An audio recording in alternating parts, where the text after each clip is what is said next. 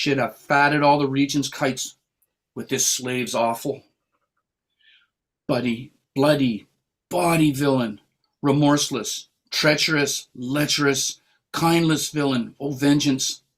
Why, what an ass am I, this is most brave, that I, the son of a dear father murdered, prompted to my revenge by heaven and hell, must like a whore unpack my heart with words and fall a cursing like a very drab. A stallion, fie upon it, fool, about my brains, I've heard that guilty creatures sitting at a play have, by the very cunning of the scene, been struck so to the soul that presently they proclaim their malefactions.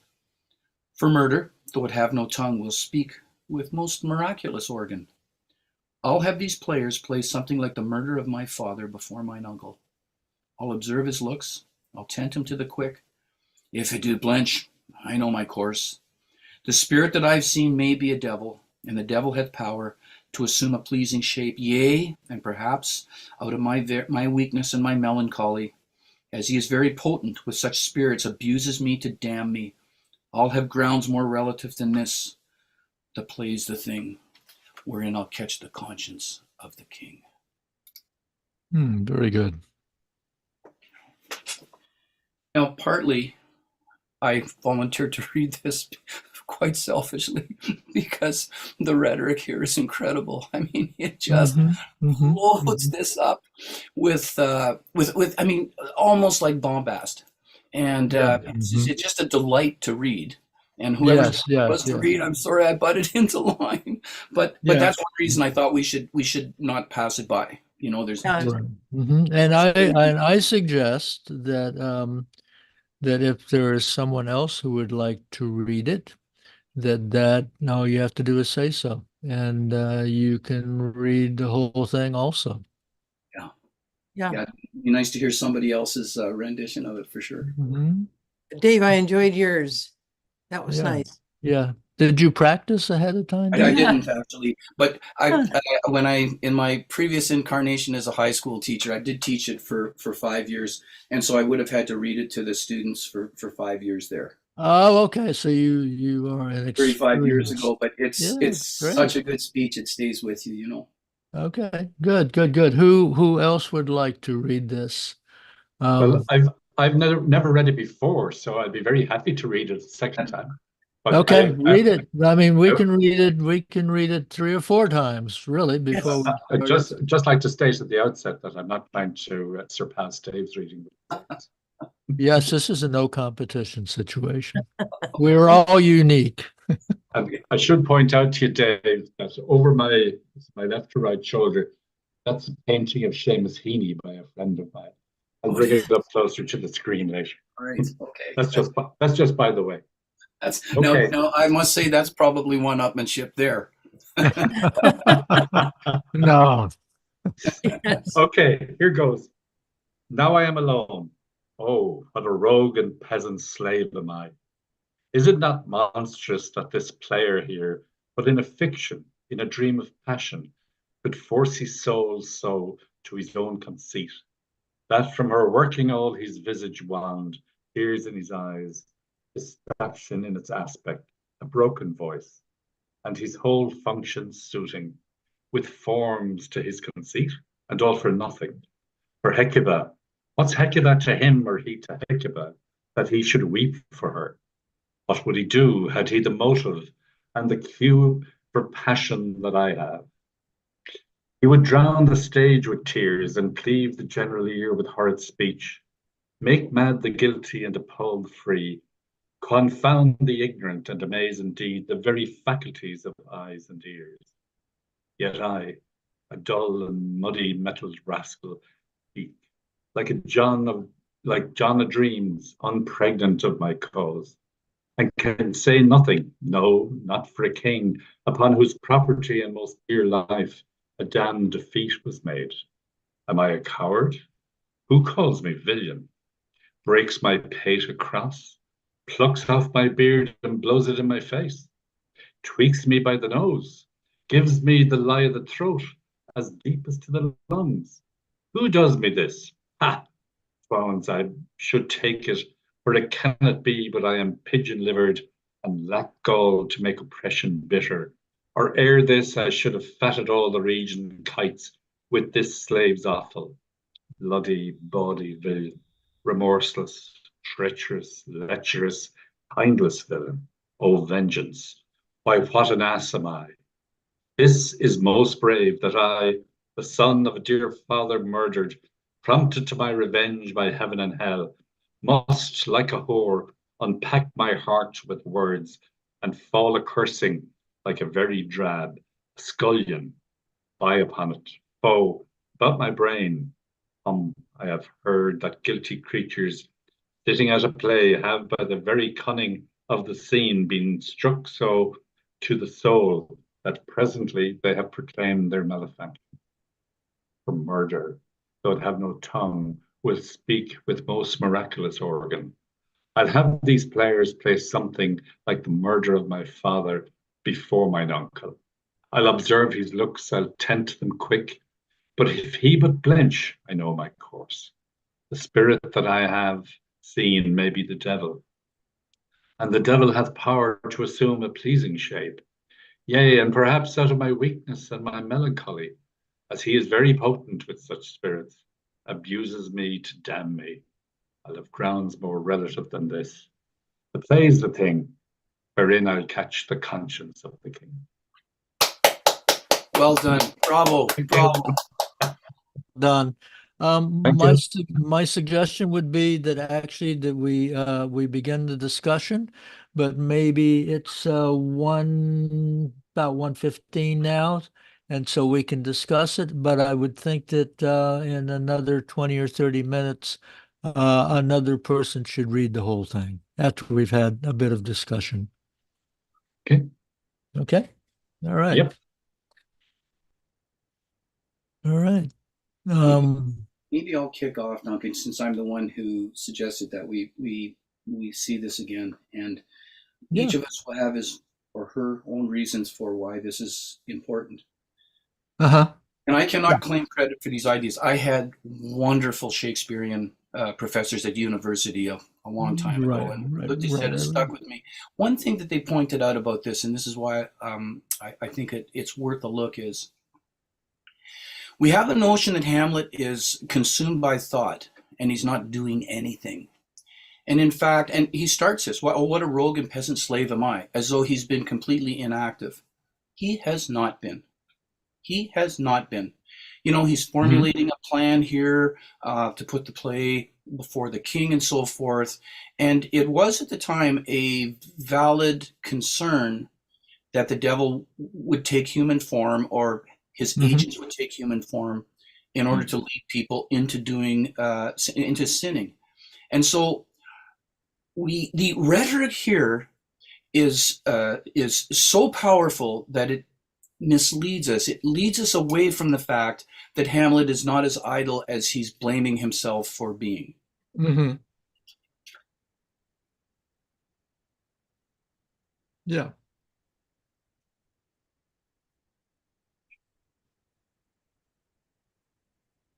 Well, not only that, but I mean, he's also been active in the sense that previous to this, he's given himself more time Yes. to consider what's going on by acting crazy Point. Yes. and by stirring up thoughts in Polonius and Ophelia's mind, who and then infect, the king and the queen.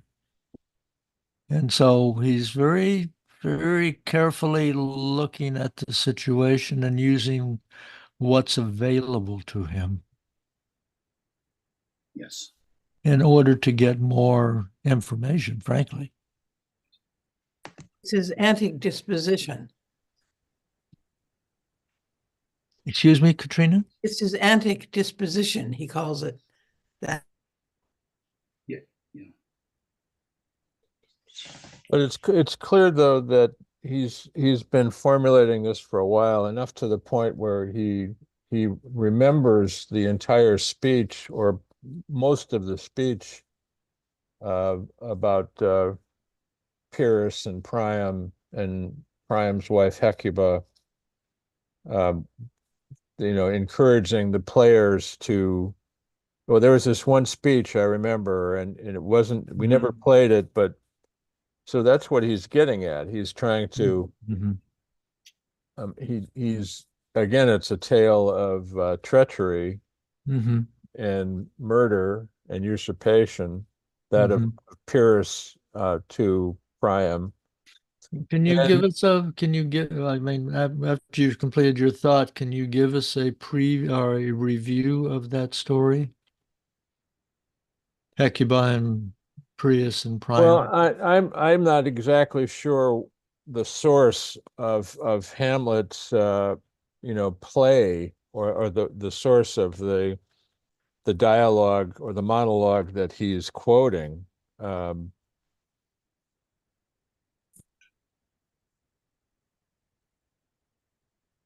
and I don't think it's ever really referenced what the source of it is, whether it's just something that the players had put together. Mm. Let me think for a minute.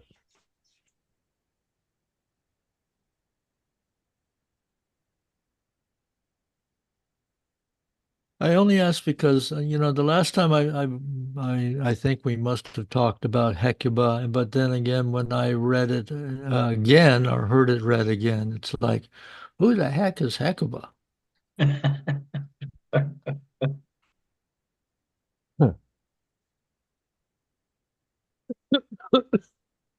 Dave, so was this? Well, she was, I mean, Hecuba was the father of Hector. I mean, the mother of Hector. She was Priam's second wife. Um, this is before the fall of Troy, obviously, when Priam was still king. Mm-hmm. But Paris also was her son, Mm-hmm. um,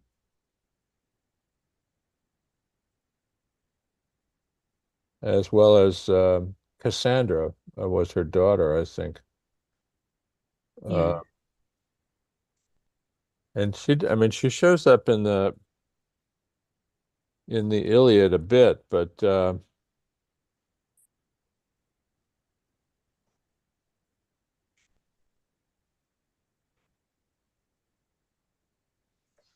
Okay, but just overall, it's a slightly parallel story of betrayal, murder of the king, Um, infidelity of a wife.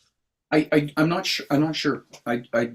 And truly, I'm not sure. I thought it'll help. We need our classes as Joe from the Inferno discussion. He would set us straight in an instant. Mm-hmm. I thought that this was from Aeneas's speech to Dido, where Aeneas is discussing the fall of Troy after the Greeks right, put on a wooden horse. And so, That's what I was looking up. okay, right. please do, because I'm just kind of Yeah. flying with the seat of my pants here, Yeah. and won't mortgage the house So on that this. she'd let them stay. He had to tell her the whole story, didn't he? Right, Of Right. right, killing of Priam and them leaving and right. his journey thus far. So I Mm. don't. I think the treachery came, Duncan, not from on the part of Priam's wife, but on the Mm-hmm. part of the, I guess, the Greeks, or the people who let the Greeks in, or the people who didn't listen to Cassandra saying, "Don't bring this horse into the city." But Mm-hmm. that's I think where the treachery took place. So it's not a total parallel, is my understanding. But Anne, you could you Okay. could you could either confirm Mm. that or hang me out to dry. But I We, think yeah, that's what it I was. know, I've notes.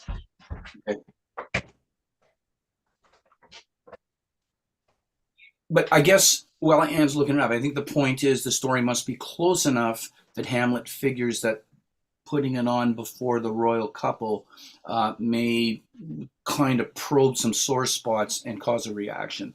Right, and he's going to write some new lines for it to hand to the head of the troop. So,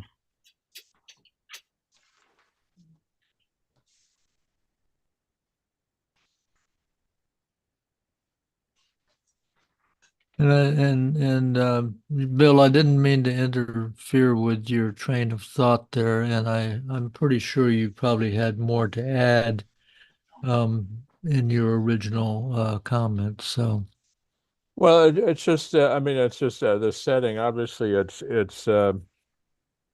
in the Aeneid that this is all being related, but it goes back to the Iliad in some regard, and that Pyrrhus was the Greek who killed Priam in Hecuba's presence. You know, he was, and it was thought Pyrrhus was considered to be dishonorable in that it was in a moment of weakness when Priam really couldn't defend himself that Pyrrhus just went ahead and slayed him. no, okay. Mr. Howard, that dirty little coward, or Yeah, something like that. I've just picked up a note here, which I'll throw into the pot if anybody wants it. This soliloquy represents a turning point in Hamlet's approach to his investigation into his father's death.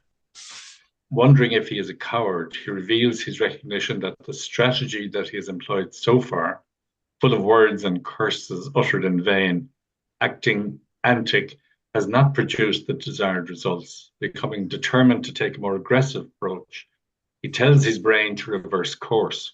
This sounds like a stream of consciousness again. His interaction with the player is a significant aspect of the new plan. He has asked the player if he would insert some additional lines into the next performance.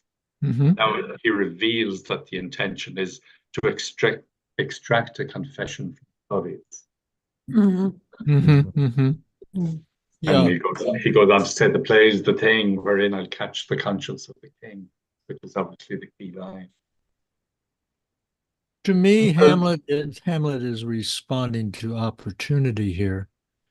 As I mentioned before, I mean, the whole thing about acting crazy was to gain time to time to gather more information, and then with the interaction with Rosencrantz and Guildenstern, and now the players, that he is spontaneously seizing the opportunity. You might call it, it's almost like an experiment, to where he thinks that by using that play and by incorporating some lines which he's going to write, then he can watch the reaction. I think that's true, but I think he's also, I think, making a connection or a correlation between Pyrrhus and Claudius as being both heartless and cowardly in terms of taking advantage. Claudius, when Hamlet Sr. is asleep, puts poison in his ear. Pyrrhus, when Priam is absolutely defenseless, just cuts him to pieces, giving him no opportunity to defend himself. And not so.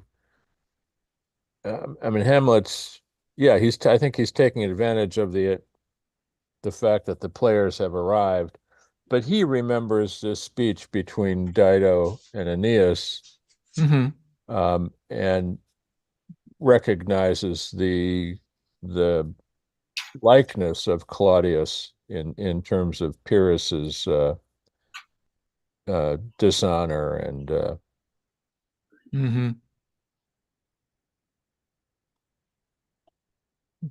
so he's got, I mean, he's definitely got his wits about him. Yeah, And I think his feigned madness works in his favor because nobody's taking him seriously at all anymore. Right. That's why I say it gives him time. But I think he's also, as I think Donna mentioned earlier, there was this tradition that, the devil goes around whispering things. And that it's not purely cowardice or possible cowardice on Hamlet's part that he hasn't acted to revenge his father yet, that he genuinely wants to find out what's the truth before he does anything like that. Um,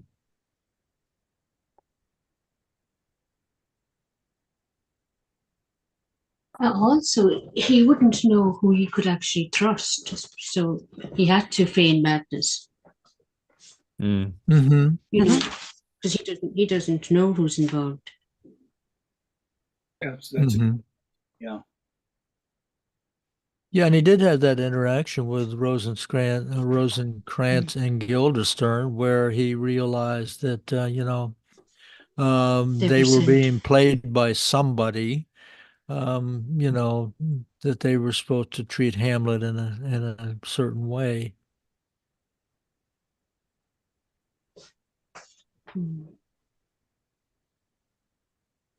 Let's see what that thing is. Upon whose property, like John a Dream, unpregnant of my. Let's see who John a Dreams is.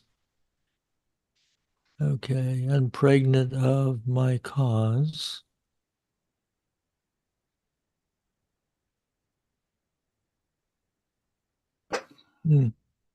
All right. Would someone else like to do another reading? I'll try one. Okay, please. Now I am alone. Oh, what a rogue and peasant slave am I. Is it not monstrous that this player here, but in a fiction, in a dream of passion, could force his soul so to his own conceit that from her working all his visage wand, tears in his eyes, distraction in his aspect, a broken voice, and his whole function suiting with forms to his conceit, and all for nothing? For Hecuba, what's Hecuba to him, or he to Hecuba, that he should weep for her? What would he do had he the motive and the cue for passion that I have? He would drown the stage with tears, and cleave the general ear with horrid speech, make mad the guilty, and appall the free, confound the ignorant, and amaze, indeed, the very faculties of eyes and ears.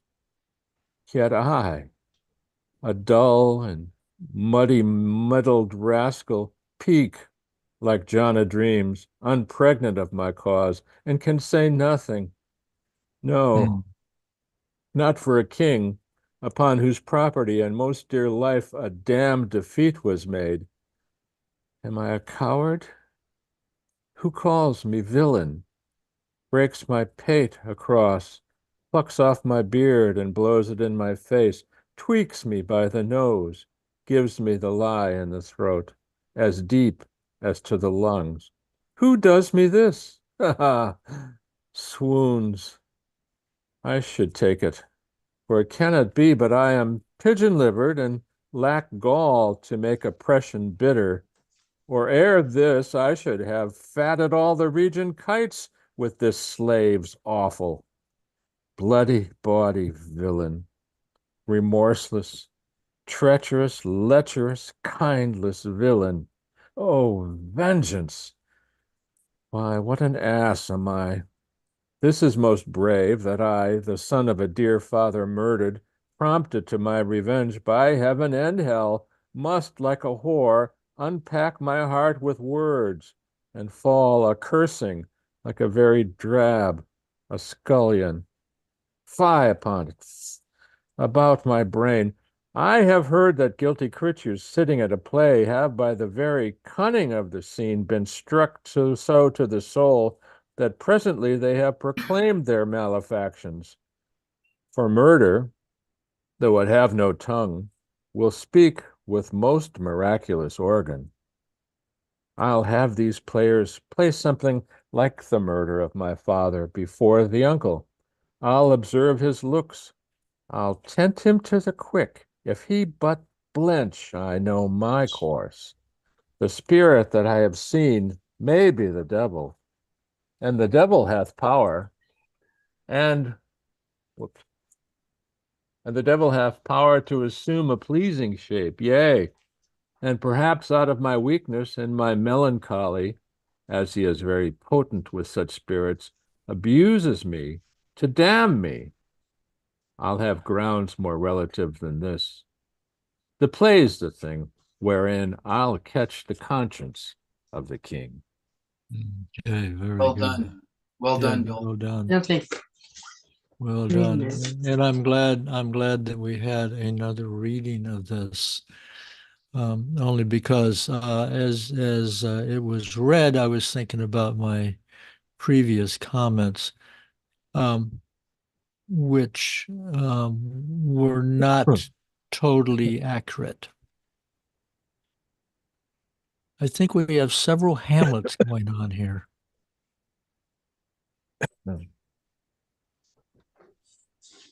Which comments?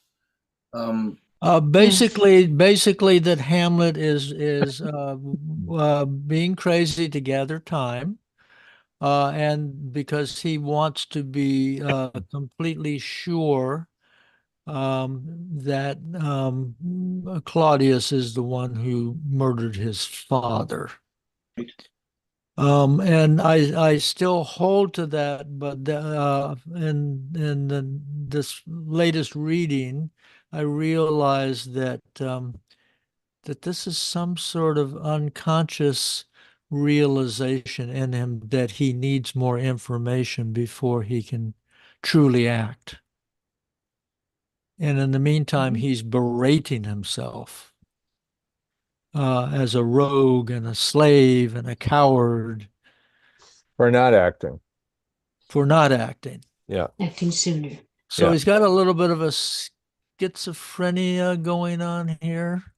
I'm not sure it's schizophrenia. I mean, I think so. he thinks, I mean, he does say that the devil sometimes can create Mhm. imaginings Take the form of and take the form take of the this form or of that. human. And so, yeah, Mm. I need to be sure that this isn't something that will damn me. You know, should I take action and actually kill the king and it all be because of nothing, then Right. yeah. So this what I call I'm using too psychiatric of a word using schizophrenia, but he's of two minds. That one mind is convinced or on a superficial level that he knows that Claudius killed the king and why is he delaying? And the other mind is more, shall I use the word rational, and says, no, I can't act yet. I need to confirm because there is a chance that I'm wrong. And And I think we've all experienced this sort of thing at one time or another. Yeah. But I mean, he very clearly says the spirit that I have seen may be the devil. Mm-hmm. He's not sure yet. Yeah. And it's interesting how the progression happens in this soliloquy. So first of all, he's just heard the player's speech, and he's got his blood up. But as the soliloquy, and so he's calling himself every name on the planet. I mean, if politicians should all read this if they want to know what they can call their opponents, right? But as he works through it, you know, the passion dies down a bit, and as Bill said, he comes to the more sober realization that he doesn't know.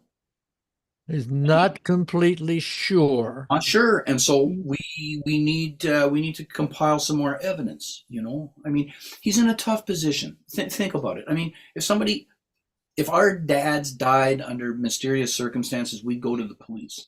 He doesn't have that option because basically the police is probably the person that killed his dad. So he's a decent fellow.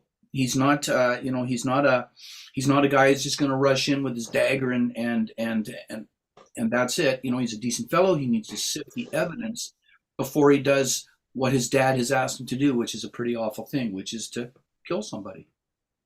Mm-hmm. And I think he works that through, and that's in the soliloquy that we've looked at, you know. Starts very high passion, but by the end, as Bill said, he's sifted it and he's more cool and he's going, no, I need more evidence.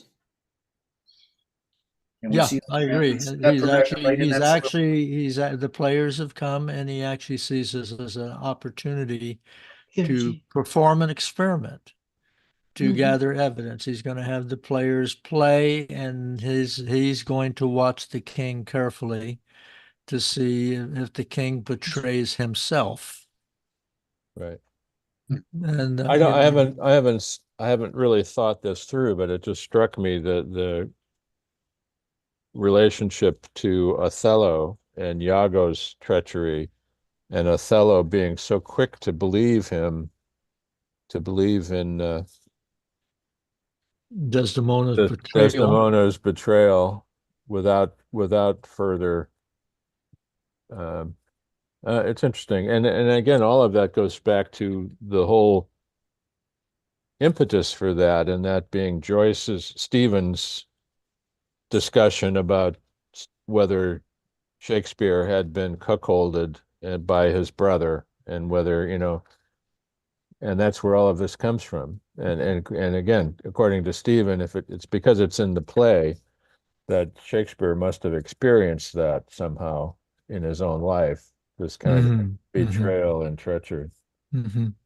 But I think it's more likely just that those are the stories that we remember. I mean, if you even going back to the Bible, some of the great stories that we all know are about betrayal and treachery and uh, By brothers, Bill. Think of Jacob yeah, and Esau stealing his Jacob, birthright. right? Cain and Abel, Jacob and Yep. Esau, right? Yep.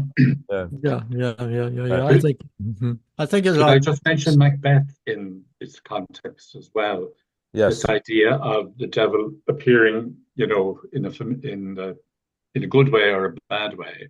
And at the very start of Macbeth, we have the three sisters who seem to be saying very nice things to Macbeth about what the future holds for him. But I think the line he uses, "What betray us in deepest consequence," of course, is what happens. And he goes on then to murder his king, yes, egged on by Lady Macbeth.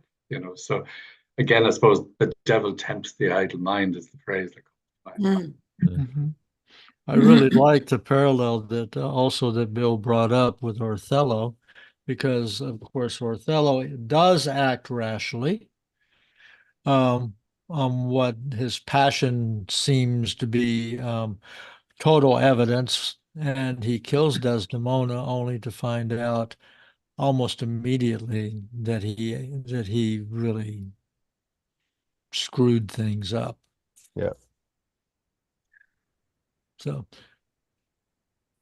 I would this is definitely a footnote, but when we see how worked up Hamlet is at the beginning of this soliloquy, it's like the playwright Shakespeare is putting in an advertisement for how plays can really stir the emotions. right, Because it's yeah, just showing, right, it's just yeah. showing this play. yeah. Hamlet fired up.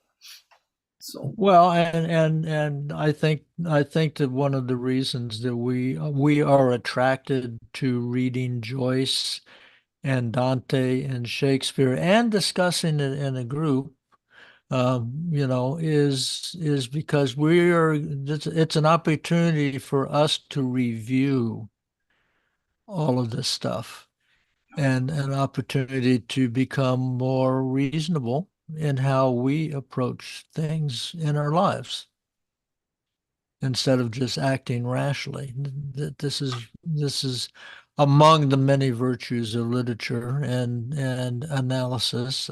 This is a big one.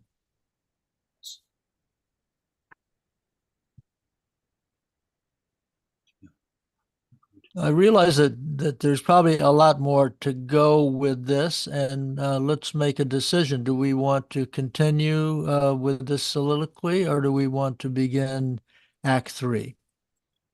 but just before we move on, can I turn it to Anne? Anne, were you able to find anything out? Because you had been doing some I know research. it's in book 2. That's what I was just going to go back to. Exactly. I wasn't paying attention. Okay, because I did a quick check on the internet, Yeah. and so Pyrrhus is I can't pronounce it. Just a sec. Yeah, Neoptolemus. Thank you. Who is Achilles' son, correct? And he breaks in according to this entrance, okay, his death. Hang on. No, I'm at sorry, I'm at Hecuba. Let me just maneuver back here. Okay. He's killed by Achilles' son Neoptolemus, also known as Pyrrhus. His death is graphically related in Book 2 of Virgil's Aeneid. In Virgil's description, Pyrrhus first kills Priam's son Polites in front of his father as he seeks sanctuary on the altar of Zeus, which is definitely a no-no. Priam rebukes Pyramus, throwing a spear at him, harmlessly hitting his shield. Pyrrhus then drags Priam to the altar and kills him there too. So, and in some versions on Greek vases, Pyrrhus clubs Priam to death with the corpse of the latter's baby grandson, Astyanax. So, right. Not exactly the kind of guy you would encourage your daughters to date, if I could put it that way. And for Donna and Anne, do you recognize the name Perry Mason? Yeah, Okay, so I remember the old black and white shows. Okay. So you know that one of Perry Mason's that show's big thing was to use the court drama to get one of the people to break down and confess that they were actually the ones who did it, which is a pop culture weak echo of what Hamlet is talking about here. Yep, that's for sure. Yeah. Interesting. Yeah. Okay. Hmm. And You're are you really still looking- dating us now, Duncan. You're really dating us. Yes, that's true. What can I I'm say? sorry that I admitted to I'll that. volunteer. I'm the oldest. I'm the most dated in this whole thing. Yeah, I think I challenge you a little bit, but I think Here we want to be the oldest. no, but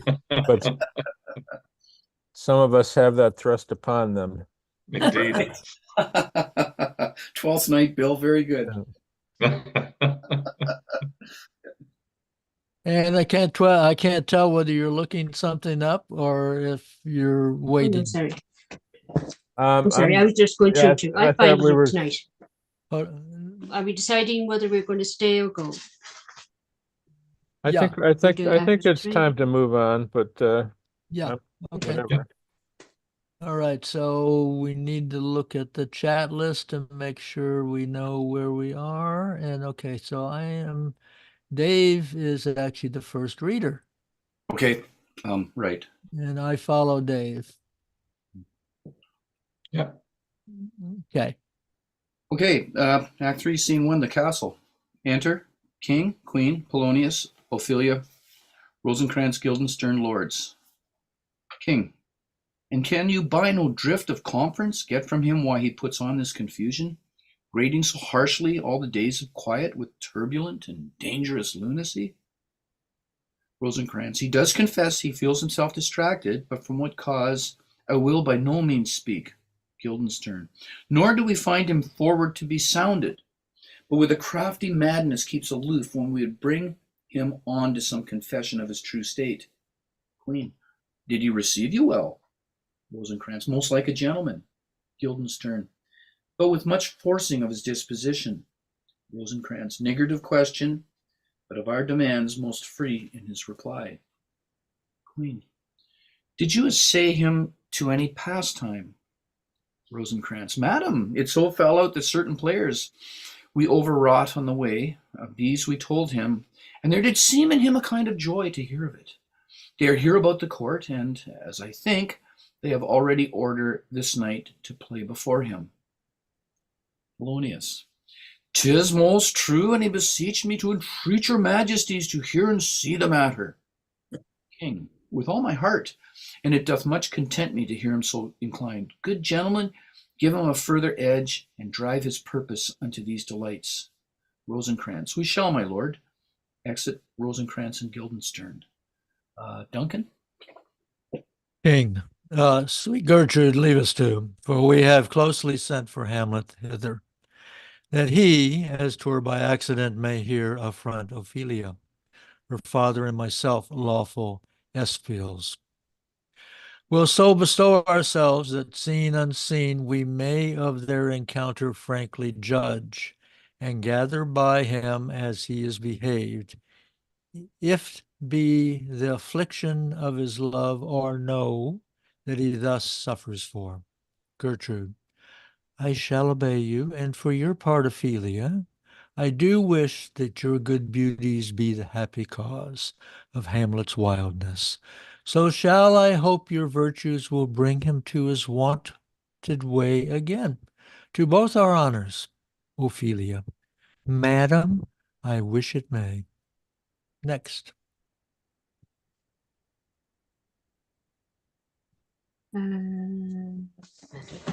Okay, Madam, I wish it may. Polonius. Ophelia, walk you here. Gracious, so please you. We will bestow ourselves. To Ophelia, read on this book. That show of such an exercise may colour your loneliness. We are oft to blame in this. 'Tis too much proved that we, devotions beside, and pious action we do sugar over, the devil himself. King, aside, oh, 'tis too true.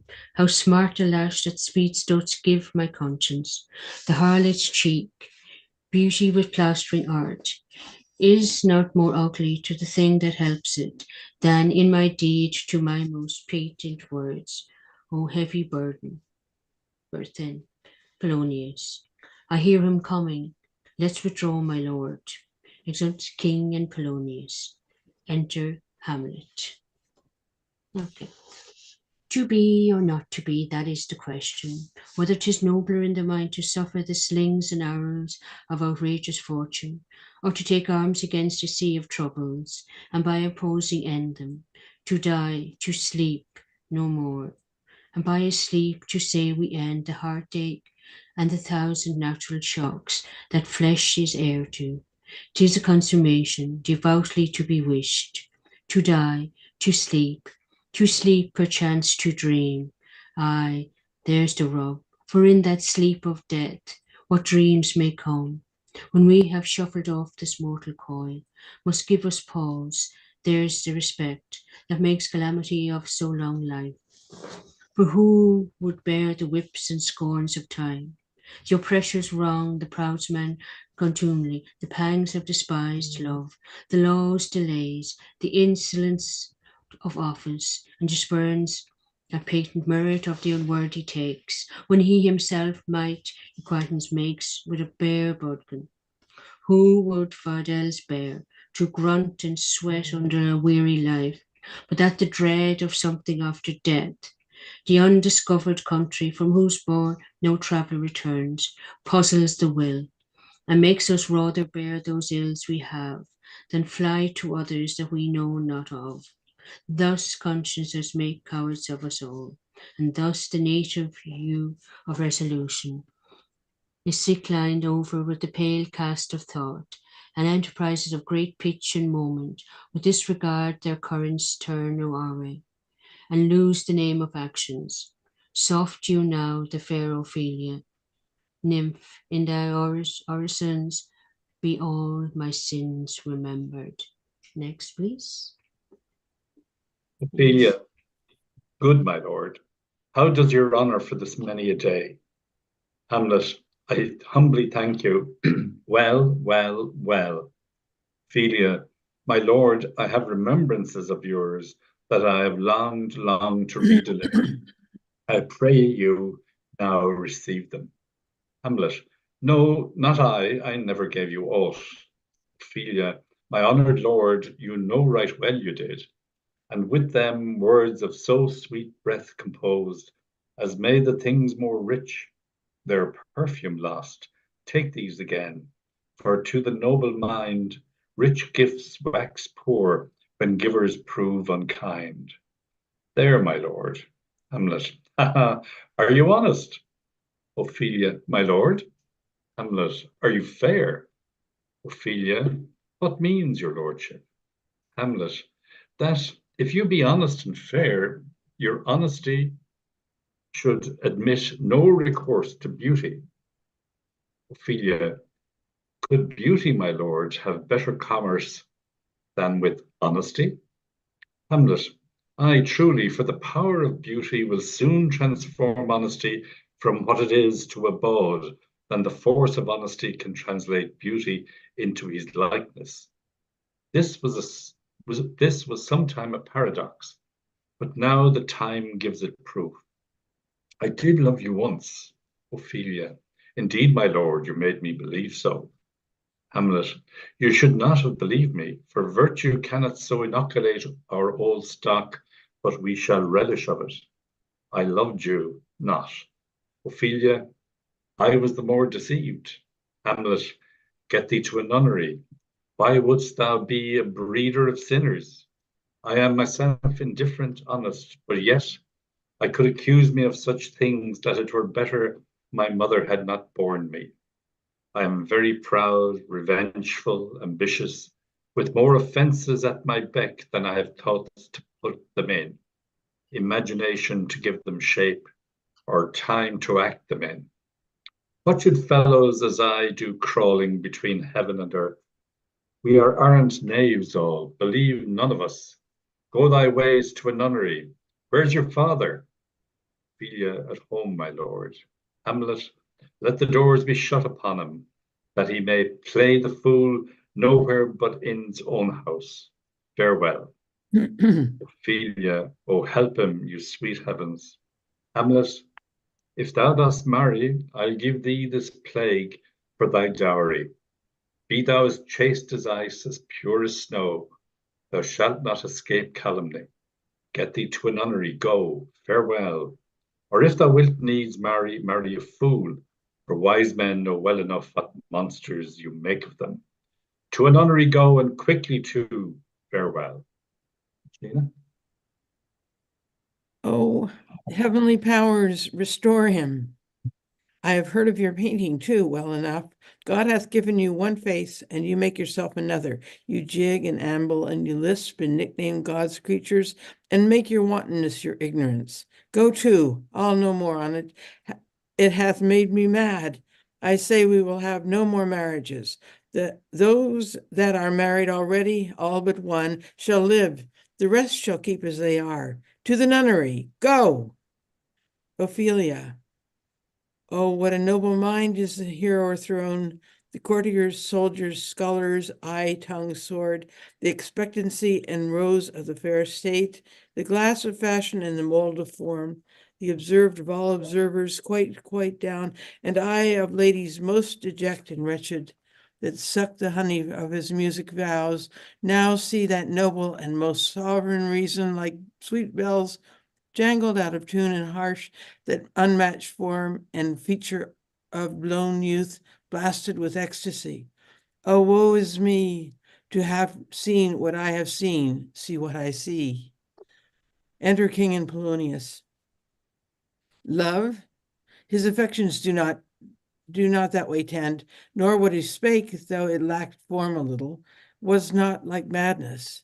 There's something in his soul o'er which his melancholy sits on brood, and I do doubt the hatch and disclose will be some danger, which to prevent I have in quick determination thus set it down. He shall with speed to England, for the demand of our neglected tribute. Haply the seas and countries different with variable objects shall expel this something settled matter in his heart, whereon his brains still beating puts him thus from fashion of himself. What think you on't? Polonius. It shall do well, but yet do I believe the origin and commencement of his grief sprung from neglected love.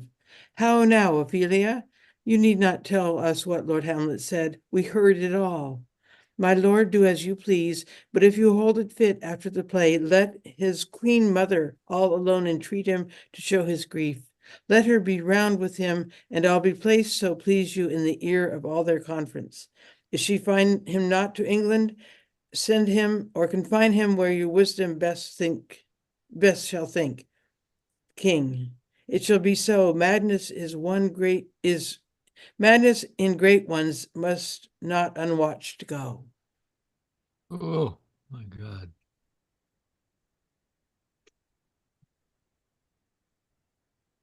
Huh.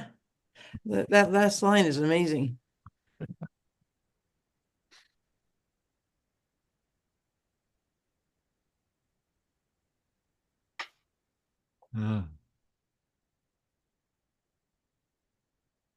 Not a word of sympathy for Ophelia. No, no. Yeah. I'm full disclosure, as you probably gathered from my comments earlier. I'm an Ophelia guy. Yeah. I really like You're her, you know, and it just shows. you're an Ophelia philiac, is that what you're saying? That's it. There we go. He's an Opheliac. An Ophelia. That's good. That's very good. Yes, but it just shows how the innocent and the weak suffer, and I think Shakespeare makes this point so cogently with Ophelia. She's done Yeah. nothing to deserve what she gets. Yeah. She's caught between. It's well, Mighty it's a very common hard lesson for young girls to learn, that men are not all honest. Mm-hmm. And so she does, I mean, but she's independent of Hamlet's vengeance and his plotting and things. It's completely unrelated to that. She thought he was in earnest when he was making love to her, and in fact, he was just a young man uh, with time on his hands and a pretty and a a somewhat attractive girl nearby. So yeah, it's her innocence really that's been offended. So you think Hamlet didn't really care about her? Yeah, I don't think he did. I think it's true that when it was spoken about earlier, I don't know if it was Polonius who was talking about young men and how they, Hmm. springs to oh catch. no, it was her brother. Laertes was telling her that, he's a prince. He's not gonna marry you. He's not gonna marry you. So why are you letting him fool around with you if you know he's not gonna marry you? You're giving up your honor for a dream. Hmm. Actually, it was my memory is it was both Laertes and Polonius And Polonius. that were waving her away, and Yeah. Polonius commanded her to avoid Hamlet. Yeah. And then, for whatever reason, Polonius changed his mind and decided to draw her in. But Hamlet's complete betrayal. I mean, once again, to use a pop culture reference here, this is ghosting. This is literally what ghosting means, is to, trap someone into thinking that you have great affection for them and then just go. Well, here's an alternate reading. Sorry, Bill's not here because it's an He can alternative. probably hear you. He can hear me. Okay, that's good. Probably. And that is, it may well be that Hamlet was in earnest, Mm-hmm. but his father's been killed. His mother's remarried fairly quickly, and he's got other fish to fry, and she gets kind of dropped. But that it wasn't a dalliance. It was in earnest. That shows the extent of his antic disposition. He's willing to give that love up and treat her that badly to show people that he is crazy. Right. When he isn't. He knows exactly what he's doing. He does. And in this scene, he turns fairly quickly. So the scene's important because first of all, I think it's the first time we find out for sure that the king has done something pretty bad, and it's from the king's own admission. I don't think we see that earlier in the play. Okay, so what are you referring to? Yeah. Okay. When the king says, sorry, that was just meant as a comment in passing, but okay, here we go. Aside, says the king, "Oh, 'tis too true." Sorry. Polonius says, "'Tis too much proved that with devotion's visage and pious action, we do sugar o'er the devil himself." And then, as an aside, the king says, "Oh, 'tis too true. How smart a lash that doth give my conscience." I'm at about line 50 if you're trying to find it. The harlot's cheek, beautied with plastering art, is not more ugly to the thing that helps it than is my deed to my most painted word. Oh, heavy burden. So this, I think, it's been a long time since I've read the play, but Katrina, I think you know There we better go. than I do. Okay. I think this is the first time that we find out for sure that the king has done something pretty bad. That's more or less that speech does. Hmm. I think there was maybe one earlier Okay. indication of that, Okay. but I Yeah, could could be, yeah. But he's saying this to himself and not It's including an aside. Polonius Yep. in that, right? So Polonius is an ignorant fool. He doesn't have any idea of what's happened. That's my understanding. I know there later what the scene with Polonius in hiding, Hamlet's aware that he's there. Mhm. Is there any indication that he's aware of the king in Polonius's presence now? Is he doing some of this for their benefit? Or are they Or- present now? They've left. No, So I this think is a soliloquy, is it not? I mean, he's hiding. Yeah, I hear him coming. Let's on line mine. Let's be line like Where is it? 61. I hear Let's him coming. withdraw. Let's withdraw. Straw, Makes yeah. it King and Polonius. Then enters Hamlet. And then let me go back to my staging note. Staging note. Here's your line. Her Withdraw. father. I've got it, Duncan. If you want the line, it's about line 35. Her father and myself, lawful espials, will bestow ourselves that, seeing unseen, we may of their encounter frankly judge. Right. Mhm, By Right. him. Yeah, Mhm. so they're spying on Hamlet Yeah. and Ophelia. They're using Ophelia as bait to get Hamlet to open up. They think mhm. unawares, with so that he might bare his soul more honestly if it's to Ophelia. So they put her out there as bait, and then they listen. Mm-hmm. Mhm. And I'm wondering if Hamlet is somewhat aware of this or suspects it or not, or if he's really that. I mean, his calling Ophelia a whore basically is what he's doing. Mm-hmm. He's saying, yeah, you're just a whore. What do you want? You thought I was serious or that men are honest or something. Very strong language, though, isn't it? Yeah, it is. Yeah, Yeah, yes. one would have to ask, looking at it from both ways, one where Hamlet is aware Mhm. that Polonius and the king are probably hearing this, as opposed to if he doesn't think anybody else is present. And that sets up two very different situations. Hmm. And then let's assume that he does know Polonius and the king are listening in. What is he trying to accomplish by treating Ophelia so terrible? I mean, this is brutal stuff from Mhm. Hamlet. It is very brutal. And Mhm. so if he does think that Polonius and the king are hearing this, what's he trying to accomplish here? Could I suggest that at the start we see Hamlet, if you like, um, playing to Ophelia? He's sort of trying to get into her good books and so on, and realizes then, because of his position, he can't take this relationship any further. So now he wants her to back off. I might be stretching a point here, but using this sort of language about get thee to a nunnery and so on would suggest that he wants to break any contact between them. I Yeah. don't know if that's And good. just kind of get her out of the way, you're saying, Donna? Yeah, as a protective measure rather Yeah. than being nasty. But the nastiness comes from that care for her. You But maybe know, I might be yeah. just a softie. No. It's the kind of be cruel to be kind, right? Yes. Yeah. Yes. Yeah, but he's being quadruply cruel. He's not just being cruel. But he's been very kind then.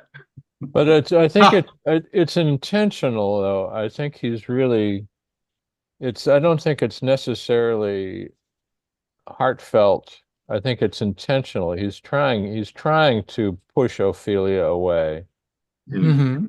with his cruelty.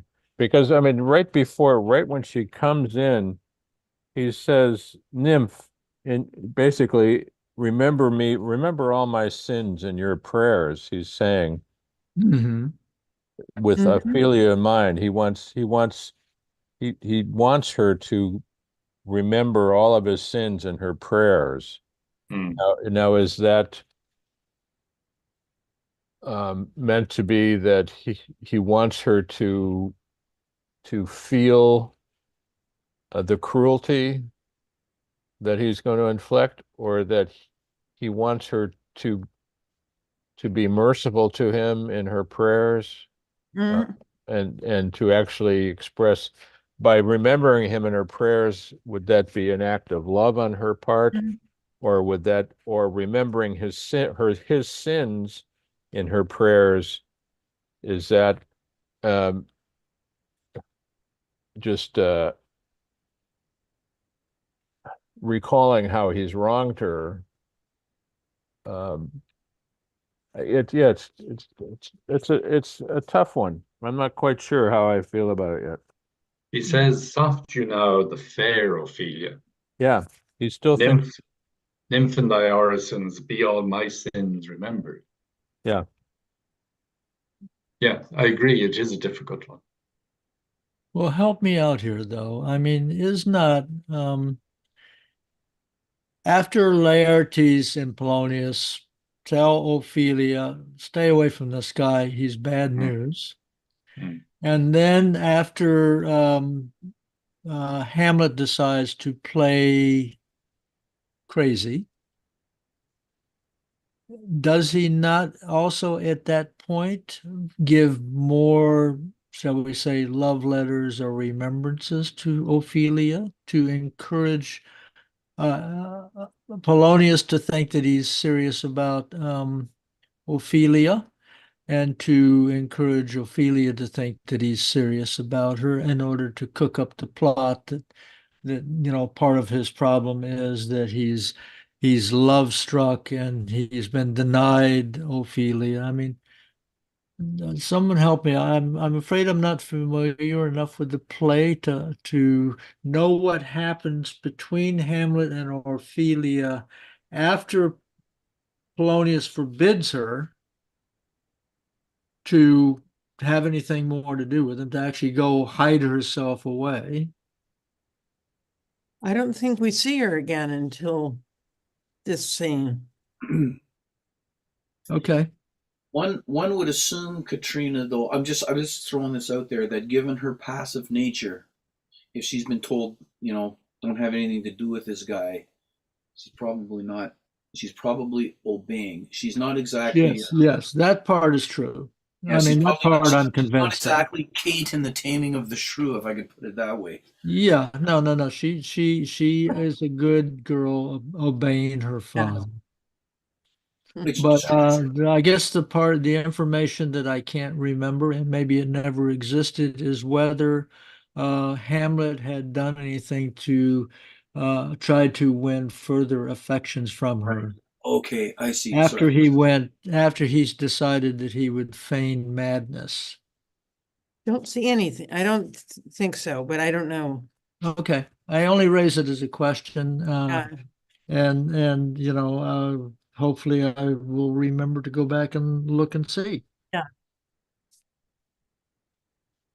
But are we assuming at this time that all these remembrances are from prior to the death of his father and the betrayal of his mother? I mean, his mother's betrayal. That's the way I read it. Okay. Or Okay. he's asking her forgiveness. Is Upcoming bad behavior. that's one way to look at it, that he's asking her forgiveness. But another way to look at it is that he's trying to goad her to remember how badly he treated her, so that she feels Okay. antagonistic towards him and no longer love him. That he's trying to push her away. Boy, I don't remember so much ambivalence. I mean, Mhm. I remember procrastination and hesitation and confusion. But this is interesting. I have just a note here that says at the time, the word nunnery was actually a reference to a brothel. Yes, right. So Oh, Right. So that yes, that's what I mean. He's calling her a whore. He's saying, yeah, oh, go to a whorehouse, you know. Yeah. If you want men, go to a whorehouse. If that's what you want. If you just want a man, go to a whorehouse. But don't marry and don't forget about me in marrying me. But if you have to have a man, go to a whorehouse. Become a whore, you know. Or so you he's want not you trying to save her then. He's not protecting. Well, I'm going to do a little bit of pushing back here. Yeah.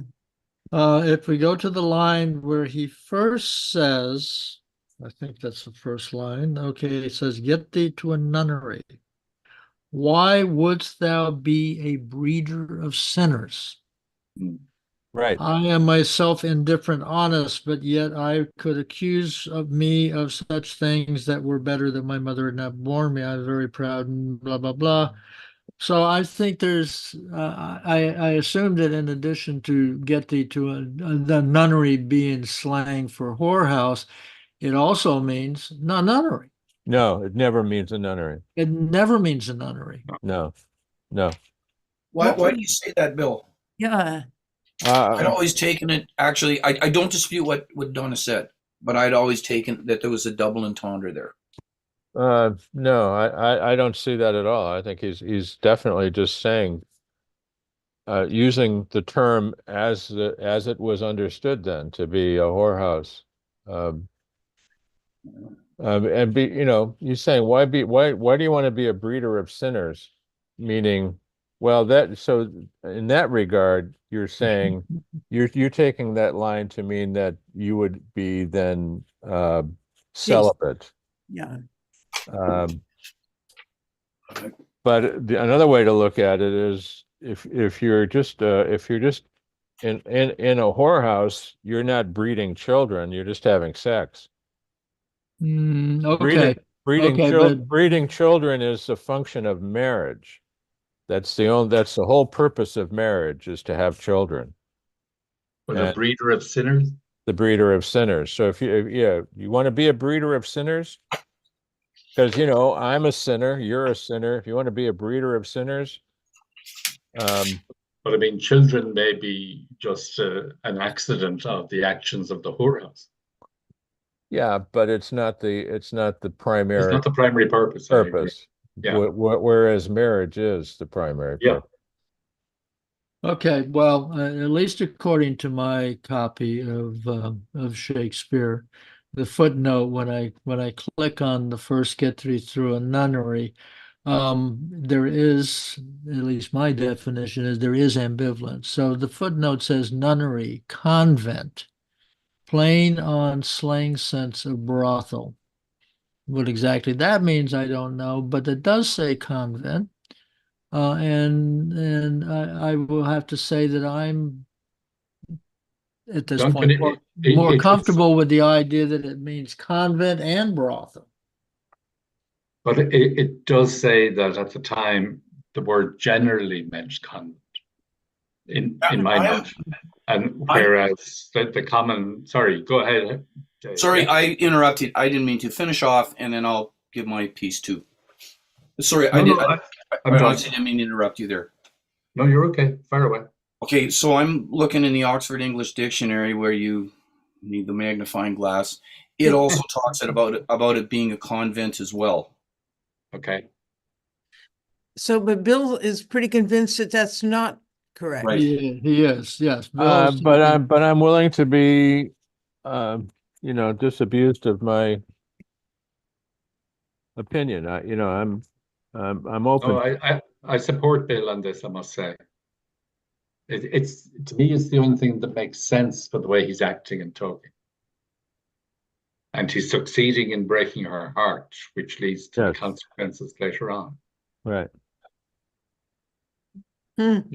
Well, I'm for the moment I'm sticking to the dual definition of nunnery, So, because there's so much other stuff in here which is kind of that same duality. so the Oxford sorry, this is difficult because it's a magnifying glass. I'm looking through this so small, but it does Got the actually same it does edition. actually refer to that quotation, "Get thee to a nunnery," but it's under the definition of a place where, like it's like a convent, a place where nuns go. So, keep talking. Let me just see. Well, I, I I, mean, I would just I don't say think that many anybody is times, wrong. many times in these sorts of things, in slang will Right. take a word that has a conventional meaning and Right. will convert it into something else. So I would say that, you know, the chances are that nunnery does mean convent, but among the common folk that are interested in double entendre, et cetera, that they would use nunnery as a brothel. Which might have been the understanding of the audience at the Globe Theatre. Mm, That's Right. right. Could have been. mhm.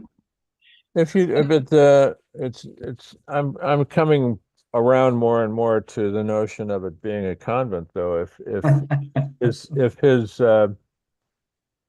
because as he develops his argument, he's saying if you want to marry, marry a fool. I mean, it's like Mhm. enter a convent and forget marriage altogether. Or if you want to marry a fool. I mean, those seem to be the two choices. Mhm. Maybe Shakespeare is leaving it open for Yes. interpretation. Yeah, Yes. Donna, I mean, I think that yeah. is kind of the bridge between the two sides. I totally. Mm. And I Mhm. think also that this play lives and we're here, what is it, 500, 400 years later, having this discussion because it is a very open play in many ways, just the same as Ulysses is a very Yeah. open book. I was just going to say, Joyce leaves a lot open too. Right. Yeah, and And we're used to dealing with that. Yeah. right.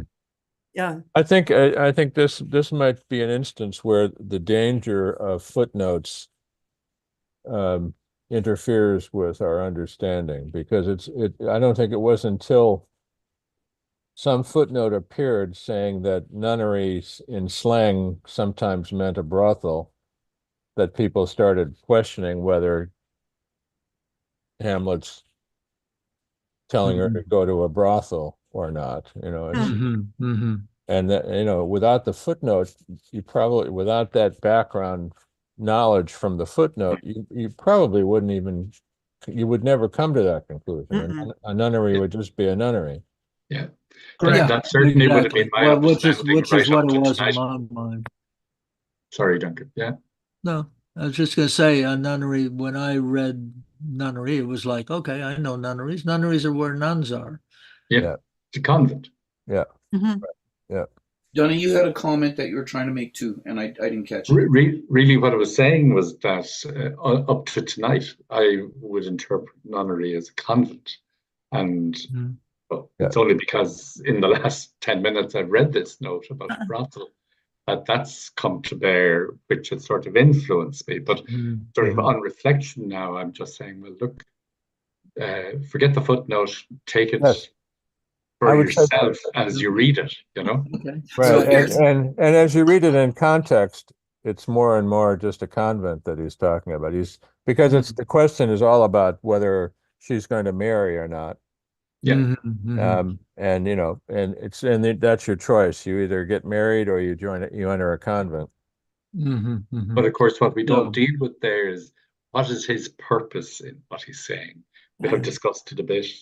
right. But Right. Well, what I suggest at this particular point is actually we return to the previous a previous part, the famous soliloquy, and that I think it's going to take us at least another meeting to work through just this one, the first scene of Act Three. And so we will have another opportunity to think about the nunnery question and all this sort of stuff when we get back to it. Mm. And I suggest that we go back to be or not to be. That is the question. Yeah, Okay, that's worth another read. Yeah, it Yes, is, that's for or sure. a couple of reads. Yeah. But I don't want to leave the nunnery thing just yet, and I'm not trying to flog it in. Okay. No, but We know your style, Dave, at this stage. So I just keep rounding back to the same thing. But I mean, talk about a role reversal. Until this meeting, I'd always thought a nunnery was just a nunnery. me Now, too. because and I like I'm Bill, I'm different from you. I do really like the notes because they kind of open things up for me. I And thought you were going to say that you like nunneries. well, I married a woman who was actually going to join one, so I have a soft spot for nunneries. Ooh, Having 45 years ago stolen a prospect from them. stole her, you kept her out of the nunnery? I did. Yes, unlike Hamlet, I said, keep thee from the nunnery. Don't go. Don't go to the nunnery, stay with Yeah, me. exactly right. No, but all I was going to say was that,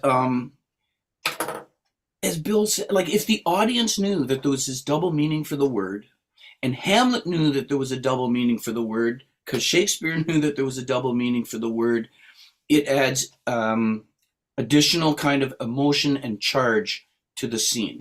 Mm-hmm. Yes. And I would just kind of leave it at that. Yeah, that's Right. fair. Right. Yep. Okay, and we would to be returned to Okay. probably next time. But it seems to me that we do need to take on this soliloquy, this Absolutely. huge. I mean, so many more people know to be or not to be than have ever read any of this play at all at any time. So this is a big one, and there's so many famous phrases in here: to take up arms against a sea of trouble, et cetera, et cetera. So let's go there. But before we go, I think that our friend, the lone representative from Dublin at this meeting, has an audio visual prop to show us here. Lovely. Oh, yeah. Hold on, you had to say something. Here, I'm going to put it on. I can't quite see it. Yeah, speak now, because I put it. At least I put mine on speaker view. Great. Donna, There, talk. yeah. Donna, you see say that? anything. Make a noise. Sorry, can you hear me? Yes. Okay. That's So that's Seamus Heaney, right? And it's done by a friend of mine. Oh, very good. Yeah. And the style, as you can see, is sort of shadowed, but it brings out the real Heaney for me. So Yeah. I really just wanted to be one up on Dave by showing them. And There we Dave go. must confess that it is a great improvement on the visual prop that he supplied yesterday. On that happy note. Well, I guess I'll make the pun that in this case, Donna has been victorious. Very good. Love it. That gives you a challenge, Dave, for the weekend. Yes, it does. Yes. Anyway, yeah. I won't shame us with another pun. Yes.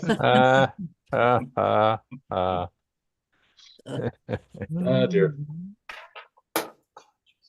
Okay. This is great. Thank you. Oh, this is Thanks, wonderful. everybody. Yeah. Yes. Fantastic. It is Thanks, so Jim. nice to look at these books in community. Yes. Yes, it is. It's respectful lots of community.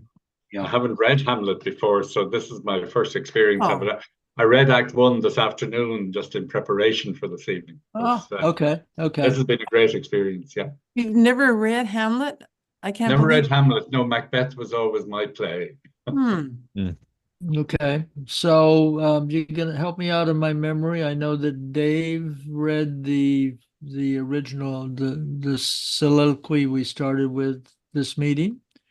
And I believe Bill did also. Katrina, did you read? No. Donna did. No. Donna and Bill and Dave. Okay, so why don't you? Not to be or not to be. We had And Anne read To Be or Yeah, Not to Be. yeah, and so Yeah. I'm going to ask Katrina to read the To Be or Not to Be soliloquy. I don't know. I don't know about that. It'll make me nervous all week. Oh, okay. All right. So in that case, I have to practice. Yeah. I think you read the original one? I did, yeah, after Dave. Okay, so am I the only one besides Katrina who has not read a soliloquy today? Yes. Okay, in that case, I will take this on You myself. get it. Forgive my readings, but you have to start somewhere. Exactly. To We can be or all have not. a go at it if we wanted. Mhm. To be or not to be, that is the question. Very Whether good. 'tis nobler in the mind to suffer the slings and arrows of outrageous fortune, or to take up arms against the sea of troubles, and by opposing them, to die, to sleep, no more, and by a sleep to say we end the heartache and the thousand natural shocks that flesh is heir to. 'Tis a consummation, devotedly to be wished, to die, to sleep, perchance to dream. Aye, there's the rub. For in that sleep of death, what dreams may come, when we have shuffled off this mortal coil, must give us pause. There's the respect that makes calamity of so long life. For who would bear the whips and scorns of time, the oppressor's wrong, the proud man's contumely, the pangs of despised love, the law's delay, the insolence of office, and the spurs that patient merit of the unworthy takes, when he himself might his quietus make with a bare bodkin, who would these fardels bear to grunt and sweat upon a weary life, but that the dread of something after death, the undiscovered country from whose bourne no traveler returns, puzzles the will, and makes us rather bear those ills we have than fly to others that we know not of. Thus conscience doth make cowards of us all, and thus the native hue of resolution is sicklied over with the pale cast of thought, and enterprises of great pith and moment with this regard their currents turn away, and lose the name of action.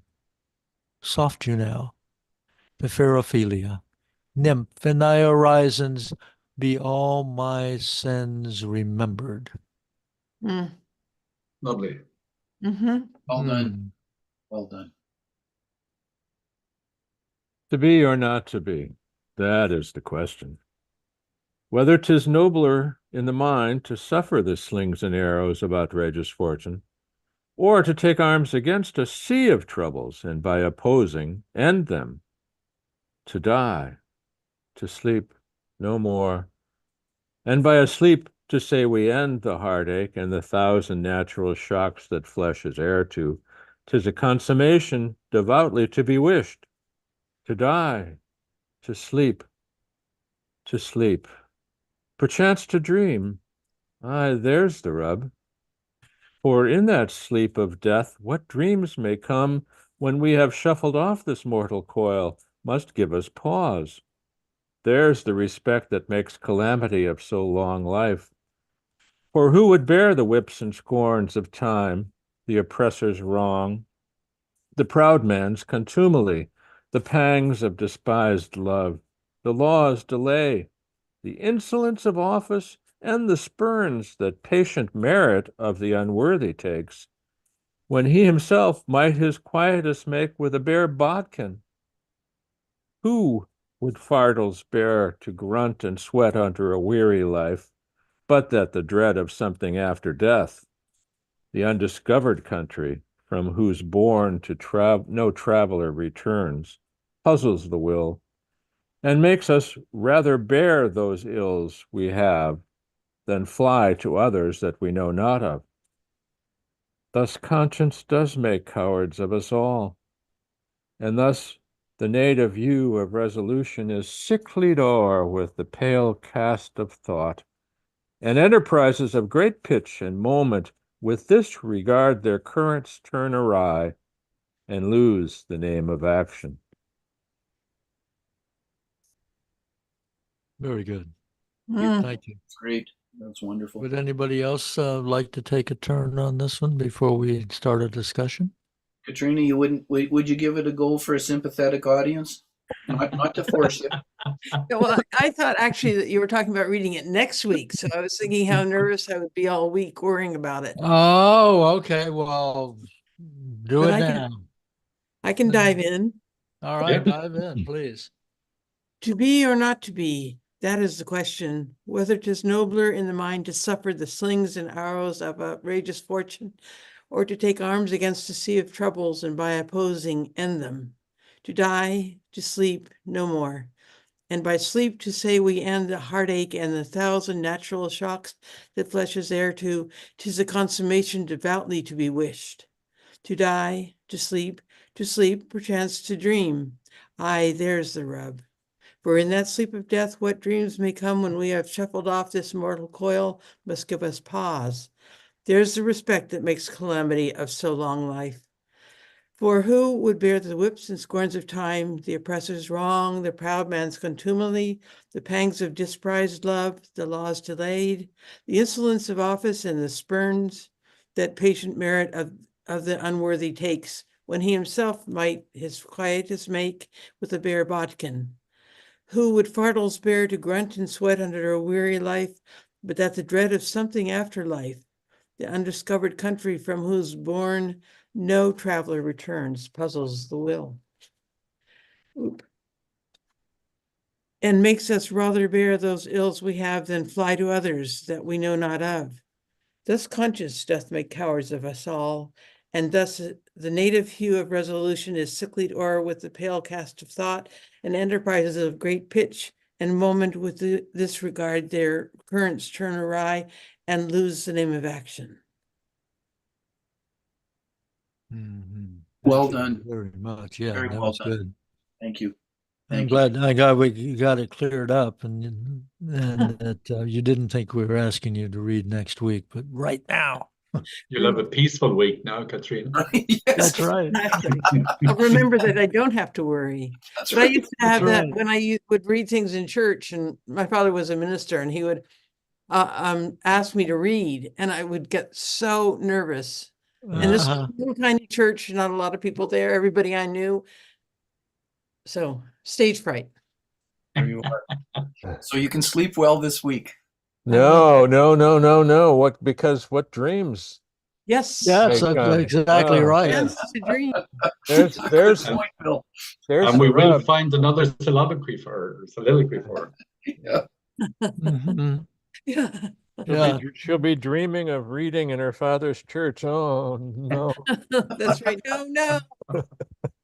Mhm. And I won't remember what I'm supposed to read, and yeah, I'll have an anxiety dream. Well, I want to bring up in the first part of it, this changes throughout the soliloquy. At least to me, it changes because in the beginning it's to be or not to be. That is the question. So, you've got oppositional choices. Whether 'tis nobler in the mind to suffer the slings and arrows of outrageous fortune, which is just passive forbearance. That's what it seems his original choice is, do I just passively forbear this stuff, or do I take up arms against the sea of troubles? And by opposing them, By opposing end them. by opposing in them. But then he goes in to die. So we actually end up with the third choice. Well, In it's fact, the third choice is the first choice. Yeah. To be or not to be. Those are the two choices. So okay. so to die or to live. And then it's a question of is it nobler to suffer or to try to vanquish your obstacles? But then you're right. Then he goes back to the first thing, to die. Mm-hmm. And actually, I think, in my mind, because this is the way my mind works, that the actual idea of to die means two things. One is to die in the sense of never taking action in life while still kind of being alive, you know. Um, and the other one is to physically die, to to commit suicide. Yeah, I think he's musing on death as an option, really, because to die, so to sleep, and by a sleep, to say we end the heartache. So Mhm. But sleep is allowing us to wake up again, isn't it? it's a consummation devoutly to be wished. No, no, not well. I mean, if you think of sleep of death as an eternal sleep, Yeah, I Okay. think that's what he's referring to. yeah, Okay. then and by a sleep we mean that it's the end of all of our problems Hmm. in this Mhm. world. Right. That's a right. that's a consummation or an end to be wished for. Mhm. Yeah, and then he does a switcheroo. Then he says, yeah, but when you're sleep, but what about the dreams? What dreams might there be Hmm. in that sleep of death? What dreams may come? Clearly, the dead king is not having good dreams Right, in right. his new abode. And then later, the dread of something after death Yeah. would keep you from Yeah, the death is not just living. eternal blackness and nullity. That there's actually a That there is a life after that. Yeah, Well, or maybe, What he's saying. or something. that there Yeah. may be that but Yeah, or something horrible. he's saying we don't know, and Yeah. yes, yes, that's the question. is Mhm. it better to bear the problems we have than to face ones we're not aware of, in an afterlife? Mhm. Mhm. But to broaden that out, he introduces the ghost almost at the very start. And from what we know of Hamlet's father, he has not rested in peace. This is why he's walking the platform of the castle. Mhm. And Yeah. come Mhm. daytime, he has to return to what looks like purgatory for want of a better word. Right, Yeah, so right. that's after death. Yeah. So he Correct. Yeah. sees that. Which the king is not permitted to discuss. He can't tell Hamlet where he's going Yes. or Mhm. what it's Mhm. like. Yeah. That, but he has to go back to some state that Yeah. may not be the happiest, or Yeah. just he may not Mhm. just be sleeping. He's not sleeping peacefully. Obviously, he's walking. Right, Yeah. right, Yeah. right. I know more in these regards. I know a little bit more about the Chinese, traditional Chinese, Japanese attitude towards this sort of thing, which is if you die without some things completed, that the soul is discontent and it doesn't rest peacefully, but becomes a ghost Mm-hmm. Mm. trying to bring about the fulfillment of what was not fulfilled. And sometimes you can get descendants to help you fulfill that, so then you can rest in peace. It would also parallel with the theory of reincarnation, that you have to come back and clear your unfulfilled karma Hmm. uh, from a previous existence. Hmm. Hmm. But the real thing from Hamlet's point of view is he's not sure what happens. No. Right. Yeah. Yeah. He's Duncan, a bit of an inside joke, folks. He's probably read as Dante, Duncan. It's positive. Well, yeah. Hamlet's probably read as Dante. Enough to cause him some pause here. To sleep, perchance to dream. Aye, there's the rub. Yeah. For in that sleep of death, what dreams may come.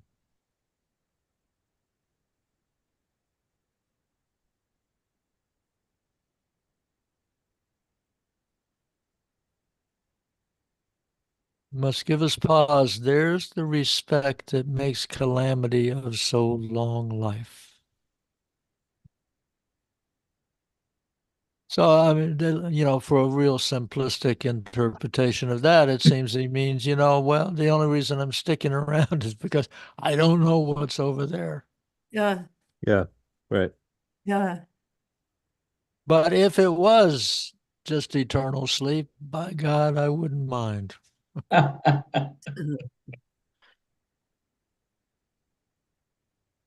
And it was a time, obviously, as we see later in the play with Ophelia. I mean, it's a time when um, suicides were looked upon quite hostilely by the church, and I assume it as part of the larger society too. Somehow they get because I think if you committed suicide, like help me out here, I don't think you could even be buried in the churchyard. Didn't you have to be buried just outside the churchyard? Was he Catholic? Shakespeare? No, sorry, No, you're right. Hamlet. Was Hamlet Catholic? Danish. I don't know. Good question. Probably Reformation. Probably, yeah, probably That's- Reformation, Yeah, Protestant. yeah, probably. But we actually have a clergyman's daughter here who could probably advise us on this better than I could. I mean, Okay. so I was raised Catholic, Katrina. How does Protestantism traditionally looked upon suicide?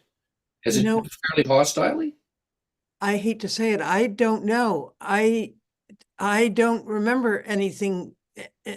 I don't remember it being separated from any other kind of death. I Okay. mean, the way the Catholics do, where you get buried in a graveyard. I've not heard that. Well, Okay. all I can say is I've never heard of a Protestant being refused burial in the cemetery, for example, if they committed suicide, that they get buried just like everybody else. Yeah, it's a particularly Catholic. Okay. Yeah, we have the situation back in the day of unbaptized children being buried outside the graveyard Right. because they had died in original sin, as it was Oh, called. yeah. Right. Yeah. Went to limbo, right? Yeah, but they closed that in the last few years, I understand. Yeah. It was full. Yeah. I think today I've been told that Catholicism takes a more, I guess I'll show my prejudice here, a more enlightened view of suicides. It depends on the priest or bishop who's in control. Okay, all right. I think there are priests who have compassion for the families of suicides, and then there are those hardliner Catholics, clergymen who will say no, that's forbidden. Yeah. So it all depends on who you go to see with your request. Now that I think of it, I know that in the graveyard at my father's church, there were people who committed suicide. Yeah. So Okay. Mhm. I'm Sadly. going to take a guess, Katrina. Lutheran? No, Episcopalian. Got it. Okay. All right. Okay, and Episcopalian is basically American Anglican. Correct. Yeah, or Catholic light. Kissing cousins to Catholics. Catholic 00. Right. Yeah. It's interesting Because it does become an issue in the play later on with Ophelia's death. Well, I think he's definitely thinking about suicide, because that whole thing about after he says that makes calamity so long life, for who would bear the whips and scorns? Who would put up with all of these things when a knife, a bare bodkin, would suffice? When he could just take a knife to himself and be done with it. Now you could look at it another way and say, take a knife and fight against them, but not all of these things. I mean, in the context maybe of killing Claudius, it makes sense to think that, but if he's talking about all of these slights, all of these oppressors' wrongs, the proud man's contumely, despised love, laws, everything. Why would anybody put up with all that when all it would take would be a knife Bear to put, Botkin. to put an end to it all? Yeah, And- an unsheathed small knife, small sharp knife. Right. But then he says, but then there's this afterlife we don't know about, and it makes cowards of us all. Yeah. We don't take our life because we're afraid of what we don't know. We're afraid of what punishment there might be or what the afterlife is. Yeah, which is very interesting because, I mean, in this case, he is saying, at least one part of him is saying, if I wasn't worried about what might be after life, I would kill myself. Yeah. Yes. Which he's admitting, at least on one level, he truly is a coward, at least when he thinks about this particular question. But once again, there's an ambivalency here. Well, there's another aspect to it too. Again, getting back to whether he's aware of being observed. Yeah. Is he feigning suicidal thoughts to contribute to his portrayal of madness? Yeah. Or is this Hamlet at his core really wrestling with this question? Does he, is he putting this on for Ophelia, who he knows is coming or thinks might be coming, or is he putting this on for the king and Polonius, who he thinks might be listening? Or is he really wrestling with, what should I just kill myself and get this over with? So help me out here. Are Claudius and Polonius listening to this soliloquy? Oh, absolutely. Absolutely. Okay, so we've decided that they are listening, but Hamlet doesn't. But are they Hamlet does- listening to the soliloquy, Katrina, or is by its definition a soliloquy? Well, exactly. Is this a soliloquy? I'll look in here. It has to Yeah. be spoken because it's because of the conventions of the play. The audience has to know. But I thought the soliloquy was a privileged. That's what I thought too. Yeah. Is this actually in Hamlet's mind instead of him speaking out loud? For sure. But in fairness to Bill Kennedy, we've always just said this is a soliloquy, and Bill is saying, "Oh, maybe we look at this differently. Maybe he's coming onto stage and hearing and saying this aloud, and the king and Claudius are listening," which is something no one ever thinks about. But there isn't a direction that says it's a soliloquy, Bill. So you could well be right. I don't think Yeah. So the question is, if he knows that he is being listened to, particularly by Claudius and Polonius, what is he trying to accomplish with this? He's further exemplifying his madness, that he's mad at the point now he's at the point of suicide. Okay. All right. I'm not sure about that, Bill. I think this is sort of sleight of hand on his part, because he's not really having suicidal thoughts. His driving force is to find out who murdered the king, who murdered his father. And, he's putting a play in place to try and get somebody to admit to it. You mentioned, Duncan, earlier about Perry Mason and the person breaking it down in the witness box. Right. So I think that's Hamlet's driving force. And that's why I'm wondering if he is aware, or if he just knows that the walls have ears. He may not know specifically that Claudius and Polonius are listening, but he'll know that someone's listening, and word will get back to get back to them that, oh, now he's suicidal. Now he's talking about killing himself. Because that's when, then, after having heard it, Claudius says, well, let's send him to England. Yeah. Maybe that'll knock him out of this melancholy or this moody brooding. Yeah. Well, actually, we'll send him to England. We'll give Rosencrantz a we don't know. letter. Yeah. We don't know that yet, though. We don't know whether he's hatched that plot in his mind yet. Right. Yes. Okay, so But we do assuming know, just at the, I mean, at the right before Hamlet enters, we have again, we have Ophelia, walk you here. Mhm. We will bestow ourselves. We will bestow ourselves. Read on this book, that show of such an exercise may color your loneliness. We are not to blame. Anyway, there. I mean, we know the audience knows that Polonius and Claudius are listening, right. and And we know Hamlet may suspect it, Bill. Hamlet may Hamlet, suspect it Hamlet because may suspect it. he said it's sort of the 16th century equivalent to, or 17th century, early 17th century equivalent of, is this room bugged? Because Right. Yeah. he actually asks her, just like out of the blue, where's your father? Mm-hmm. So I think you're right. I mean, I think that he's aware of something happening here. Well, And when he kills Yeah. Polonius, Yeah. he knows he's on guard. He knows people are listening Right. everywhere. yeah, So, Mhm. even though he doesn't know it's Polonius behind the Right. curtain, he knows someone's there. yeah, it'd be like a trip to North Korea. Everybody's Yeah, listening. right, right. We know that everything's bugged, Yeah.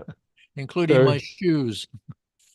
Yeah. so he's still feigning madness, but a more serious Mm-hmm. than just melancholy. Now he's pretending to be suicidal. Mm-hmm.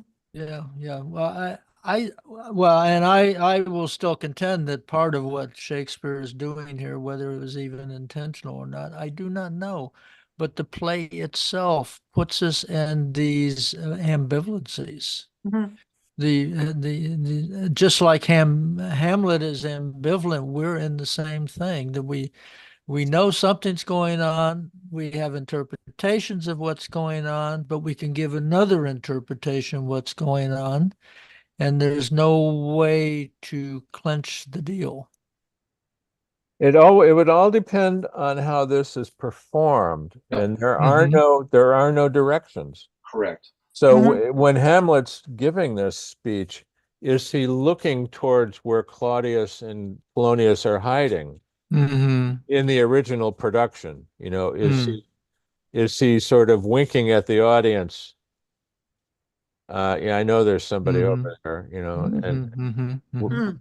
we don't know. I mean, it may have been performed that way. It may have been broader and more apparent to the audience that Mhm. that he is just feigning these suicidal thoughts. Right. I He's wonder, did setting up. Shakespeare leave any stage directions on the original folios? No, Mm. No. not So that I. again, that's leaving it open to interpretation. So it's up to the Mhm. audience or up to the director. Right. Mhm. Again, Mhm. referencing back to Macbeth, uh, there's a line in it, and depending on how you read it, is how you interpret it. And I think it's Macbeth says, "What if we fail?" And Lady Macbeth says, "We fail," or "We fail." So Right. you can have all sorts of interpretations, and Mhm. so again, Mhm. no stage direction with that line. Mm. Yeah, I tried out for The King and I in high school when I did a lot of theater in high school, and Mhm. I had never seen The King and I had knew nothing about it. So I was the first person to try. I went to this audition. It was at a girls' school, and the nun was directing, and she asked, "All right, who wants to go first?" And I said, "All right, I'll do it." And it was the king, Ah. and he has that speech pattern. What?